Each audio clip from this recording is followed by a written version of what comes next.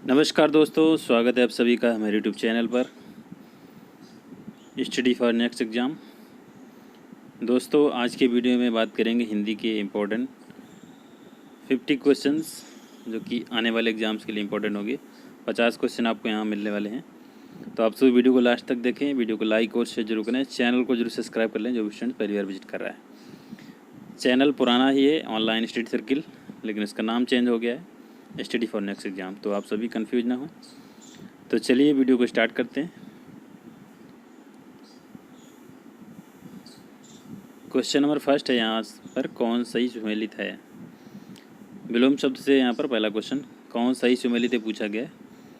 अनुरक्ति का विरक्ति right answer है यही। असमय, कुसुमय, अवसर, शुभसर और चिरगायु दीर्घायु, बाकी ये तीन जो हैं ये समानार्थी हैं। ये वाला हमारा सही है, पहला वाला। अनुरक्ति का विरक्ति होता है विलोम शब्द, तो राइट आंसर फर्स्ट हो जाएगा यहाँ पर। अगला क्वेश्चन है, निम्न में से कौन एक शब्दालंकार नहीं है। ठीक है, शब्दालंकार के भेद पूछा गया, कौन सा नहीं है। अनुप्रास, एमक, श्लेष और उपमा, चार ऑप्शन दिए गए आपके सामने, तो यहाँ पर राइट आंसर हो जाएगा यहाँ पर डी, उपमा। ठीक है, उपमा अलंकार शब्दालंकार का भेद नहीं है। शब्दालंकार और अर्थालंकार, उभय अलंकार, तीन प्रकार के अलंकार होते हैं। शब्दालंकार के अंतर्गत अनुप्रास, एमक और श्लेष तीन आते हैं, ये हमारा अर्थालंकार के अंतर्गत आता है। ठीक है, अगला क्वेश्चन, इनमें से कौन अर्थालंकार नहीं है। अर्थालंकार कौन सा नहीं है। उपमा, उत्प्रेक्षा, रूपक या वक्रोक्ति। 53 का राइट आंसर ऑप्शन सी यहाँ पर राइट आंसर हो जाएगा। वक्रोक्ति अलंकार हमारा अर्थालंकार के अंतर्गत नहीं आता ये। अगला क्वेश्चन, इनमें से एक भिन्न है।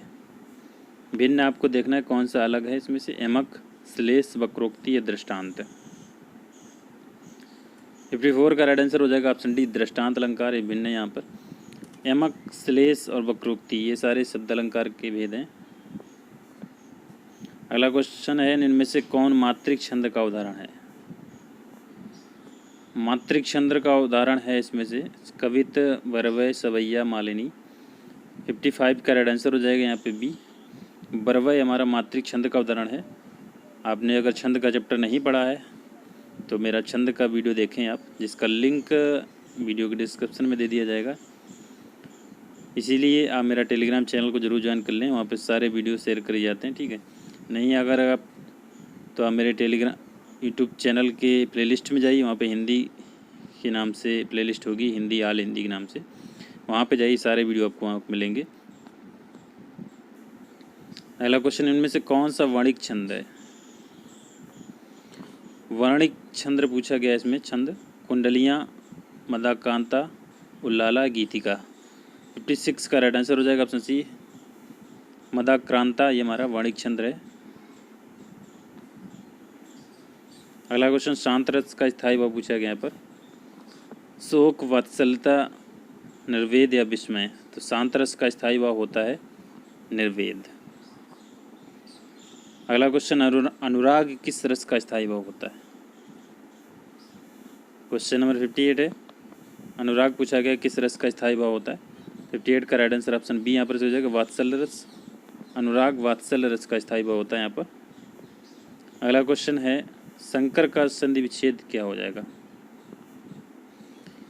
शंकर का संधि विच्छेद होगा यहाँ पर राइट आंसर पहला ऑप्शन सही हो जाएगा, सम धन कर। यहाँ पर हमारा व्यंजन संधि, व्यंजन संधि की मैंने पहचान बताई थी, जिसमें भी हलंत नीचे लगा हो हमारे व्यंजन संधि के उदाहरण होते हैं, तो पहला ऑप्शन इसमें सही हो जाएगा, सम धन कर। अगला क्वेश्चन, व्यर्थ का सही संधि विच्छेद क्या हो जाएगा। व्यर्थ का संधि विच्छेद यहाँ पर पूछा गया है, तो 60 में राइट आंसर हो जाएगा यहाँ पर ऑप्शन सी, वी धन अर्थ हो जाएगा व्यर्थ के लिए, राइट आंसर सी। अगला क्वेश्चन है, इनमें से एक वाक्य में क्रिया भक्षण करने के अर्थ में प्रयुक्त हुई है, ये वाक्य कौन सा है। 61 में राइट आंसर हो जाएगा। देखिए, क्रिया भक्षण करने मतलब कुछ, भक्षण का मतलब कुछ खाना। ठीक है, तो यहाँ पे वह आम खाता है, तो यही राइट आंसर हो जाएगा। यहाँ पर खाने जो है आम जो है खाने का काम कर रहा है, यहाँ पर भक्षण क्रिया का प्रयोग यहाँ पर हो रहा है, तो राइट आंसर ऑप्शन डी हो जाएगा। ठीक है, देखिए ना तो पहले ऑप्शन में जो दिया गया है वह आराम का पैसा खाता, ना तो पैसा खा सकता है, न जूते खा सकता है, न कसम खा सकता है। ठीक है, तो आम खाने वाली वो चीज़ होती है तो आम खा सकता है। अगला क्वेश्चन, तू डाल डाल मैं पात पात का अर्थ क्या है इसमें? क्वेश्चन नंबर 62 है, तो इसका राइट आंसर हो जाएगा ऑप्शन डी, चालाकी का जवाब चालाकी से देना। अगला है, अकाल पीड़ित में समास कौन सा है? समास पूछा गया अकाल पीड़ित में, क्वेश्चन नंबर 63 है, राइट आंसर हो जाएगा तत्पुरुष समास है इसमें। अगला है, अन्वेषण का शुद्ध संधि विच्छेद आपको बताना है। अन्वेषण का कई बार क्वेश्चन ने पूछा जा चुका है, तो अन्वेषण का हो जाएगा अनुधरण एषण। राइट आंसर ऑप्शन डी यहाँ पर सही हो जाएगा। अगला है, निम्नलिखित शब्दों में से योग रूढ़ शब्द कौन सा है? योग रूढ़ शब्द पूछा गया है। चक्रपाणी, उपचार, पाठशाला, अभिव्यक्ति। 65 का राइट आंसर पहला हो जाएगा चक्रपाणी, योग रूढ़ शब्द है।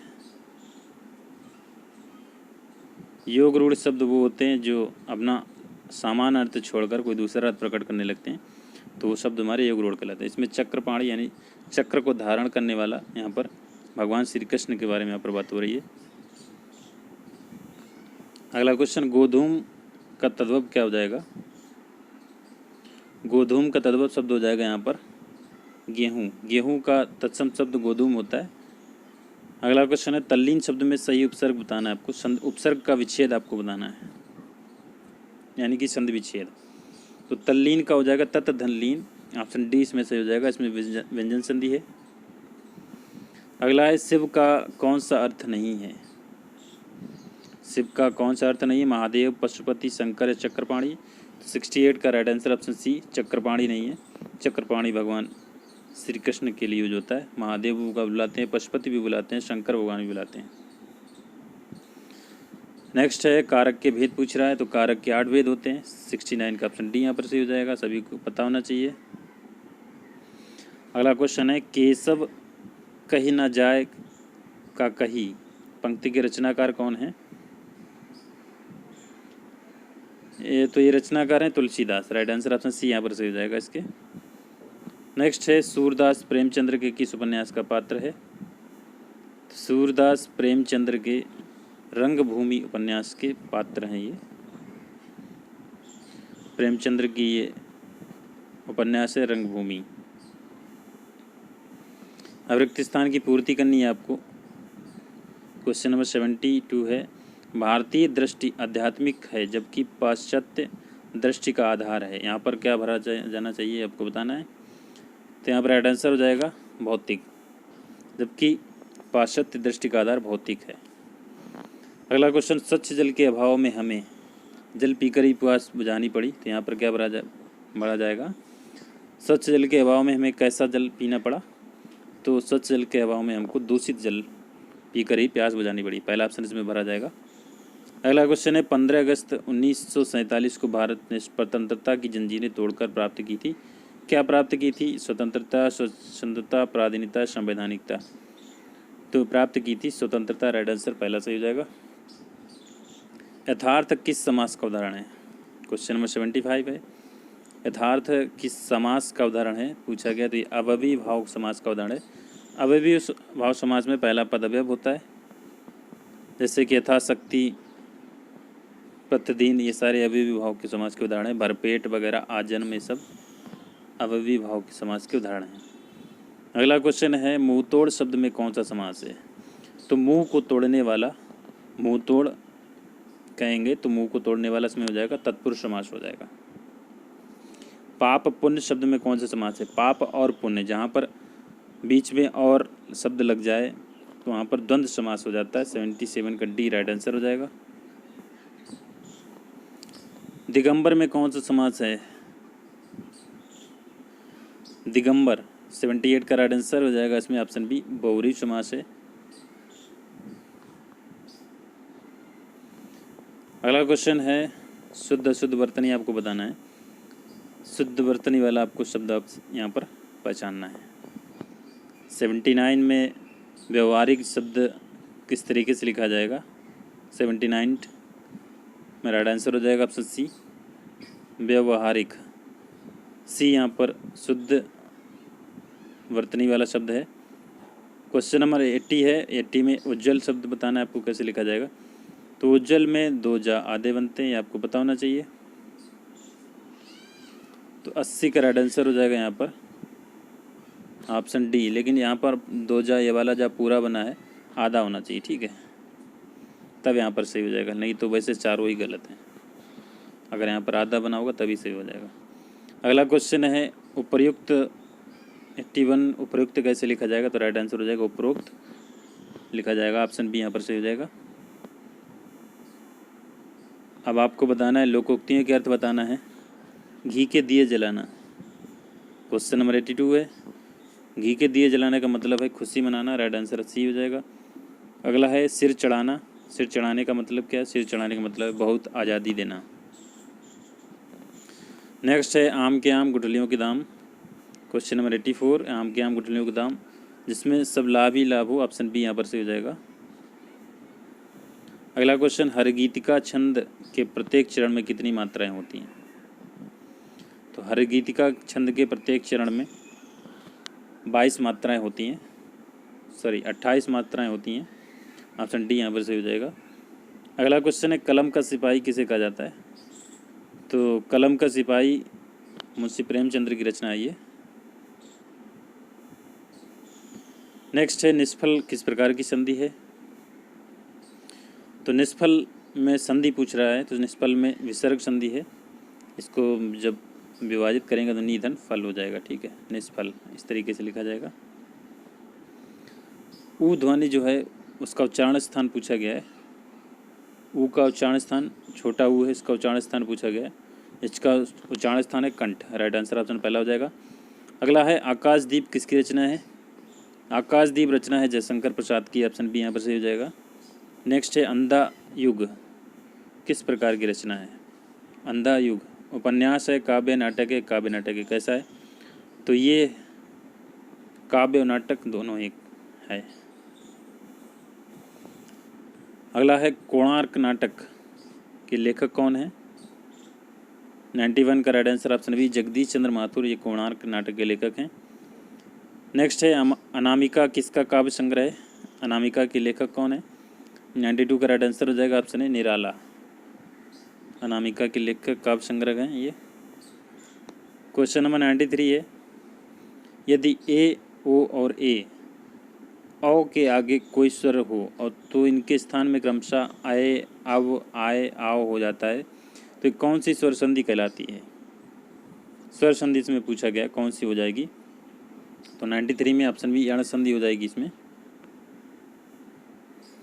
अगला क्वेश्चन है दिए गए वाक्यों में काले शब्दों में पर्याय समानार्थक शब्द के लिए 4 विकल्प दिए गए, उचित विकल्प आपको चूज करना है, यानी कि पर्यायवाची शब्द आपको बताना है। धरती का पर्यायवाची शब्द इसमें से कौन सा हो जाएगा 94 में।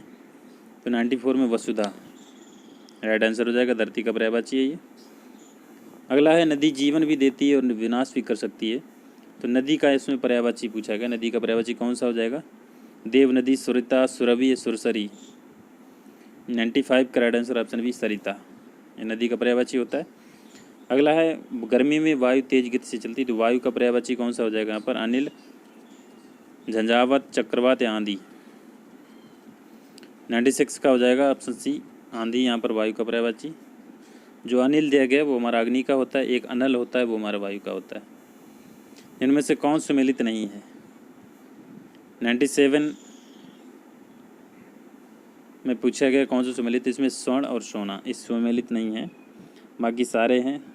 सर, सरोवर, सर्ग, अध्याय और सूची पवित्र सारे सुमेलित हैं। सवर्ण और सोना ये नहीं है, ठीक है। अगला है अदृश्य शत्रु अर्थ के अनुरूप उपयुक्त मुहावरा, इसका क्या हो जाएगा। अदृश्य शत्रु का, तो इसमें हो जाएगा अदृश्य शत्रु का आस्तीन का सांप जो दिखाई ना दे। अगला है गिराना किस प्रकार की क्रिया है। यौगिक है, नाम धातु है, संयुक्त है, प्राणार्थक क्रिया है। तो 99 का ऑप्शन सी यहाँ पर सही हो जाएगा, प्राणार्थक क्रिया है।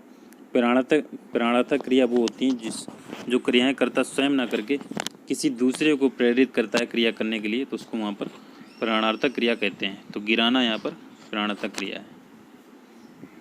अगला है निम्न में से कौन सा शब्द स्त्रीलिंग नहीं है? सुबह, दोपहर, सांझ या दिन। स्त्रीलिंग शब्द कौन सा नहीं है इसमें? वो दिन नहीं है। ऑप्शन डी यहाँ पर हो जाएगा। दिन हमारा पुल्लिंग शब्द है, बाकी सुबह, सांझ, दोपहर सारे स्त्रीलिंग शब्द हैं। तो दोस्तों यहाँ पर 50 क्वेश्चन कंप्लीट किए मैंने। अगर आपको वीडियो पसंद आया तो प्लीज़ वीडियो को लाइक और शेयर जरूर करें, चैनल को जरूर सब्सक्राइब कर लें। Thank you for watching. मिलते हैं नेक्स्ट वीडियो में। Thank you.